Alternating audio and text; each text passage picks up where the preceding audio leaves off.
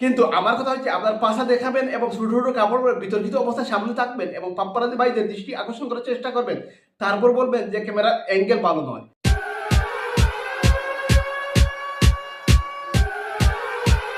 সাল 2024 বাংলাদেশের শোবিজ অঙ্গনের একজন তারকা মিডিয়ার সামনে এসে কান্নায় ভেঙে পড়েন এবং বলতে থাকেন তারা আমার ক্যারিয়ার ধ্বংস করে ফেলেছে এবং তার সাথে একটি অঙ্গভঙ্গি করেন, তা হচ্ছে এই। আমি একটা চার মারছি, ওটা চার হচ্ছে, কিন্তু ম্যানেজমেন্ট দেয় নাই, কারণ ম্যানেজমেন্ট চোরকি চামচামি করা, চোরকিতে মোস্তফা কামাল, রাজ, রায়হান রাফি এরা থাকে, ওরা আমাদের ক্যারিয়ার নষ্ট করবে পারবে না।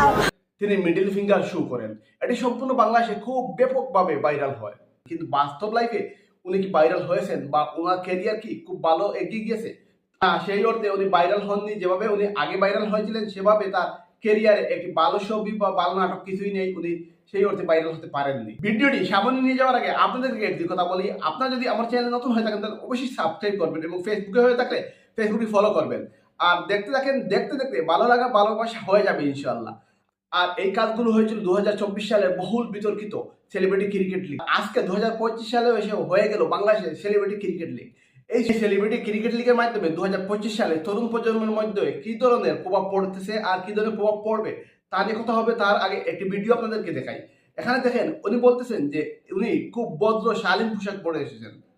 হওয়ার জন্য কেন আমি এই ধরনের ড্রেস করবো? এটা তো ভদ্র একটা ড্রেস, এটা তো ভদ্র হ্যাঁ, ড্রেস। এটা ভদ্র ড্রেস। তো আমি তো ওই টাইপের কোনো খোলামেলা ড্রেস পরে আসি নাই এখানে। এটা তো ভদ্র একটা ড্রেস, নর্মাল সব। এটি হচ্ছে ওনার শালীন পোশাক এবং ভদ্র পোশাক। এই পোশাকগুলো কি আপনি আপনার পরিবারের বা আপনার সমাজে দেখতে চান? আমি মনে করি এই পোশাকগুলো আপনি আপনার সমাজে দেখতে চান না, কিন্তু উনি বলতেছেন এগুলো হচ্ছে শালীন পোশাক। এখানে দেখেন আরো একজন বলতেছেন উনি জিম করেন, ফিগার তৈরি করেন। এই ফিগার যদি মানুষকে দেখাতে না পারেন তাহলে কেন উনি জিম করতেছেন এবং কেন ফিগার তৈরি করতেছেন? নিজেকে মানে ফিট রাখা ট্রাই করি হচ্ছে ছোট ছোট ড্রেস পরার জন্যই। কিন্তু সো এখন আমি এত কষ্ট করে জিম করলাম, ওয়ার্কআউট করলাম, আমি কম খাই, আমি এত বেশিও খাই না সবার মতো। সো আমি যদি আমার ফিগারটাই না দেখাতে পারি তাহলে তো এটা কেমন না, এত কষ্ট করে লাভ কি?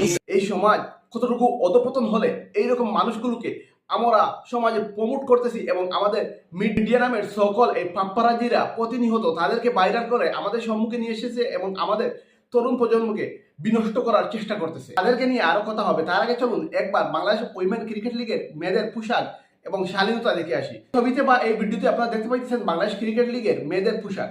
এখানে মোটামুটি একটি শালীনতা আছে, কিন্তু তাহলে চলুন এবার আমরা সেলিব্রিটি ক্রিকেট লিগের মেয়েদের পোশাক দেখি।